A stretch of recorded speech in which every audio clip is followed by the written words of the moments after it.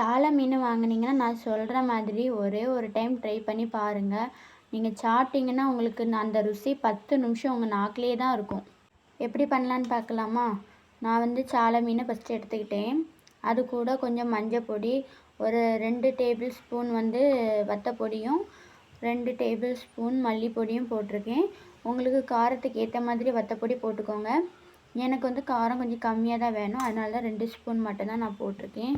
இந்த மசாலாவையும் மீனையும் சேர்த்து கொஞ்சோண்டு புளி, ஒரு லெமன் சைஸில் ஒரு புளி எடுத்திருக்கேன். அதையும் கரைச்சி ஊற்றிக்கிட்டேன். அது கூட உங்களுக்கு தேவையானட்டு உப்பு போட்டு அதை நல்லா மீனை நல்லா கலந்து வைங்க. அதுக்கப்புறமாட்டு கொஞ்சோண்டு சின்ன உள்ளி, ஒரு கைப்பிடிக்கான சின்ன உள்ளி வந்து எடுத்து கட் பண்ணி போட்டுட்டேன். அதையும் நல்லா கலந்துக்கிட்டு, இது கூட உங்களுக்கு ஒரு தக்காளி வேணும்னாலும் போடுங்க. இன்னும் டேஸ்ட்டு அதிகமாகிட்ருக்கும்.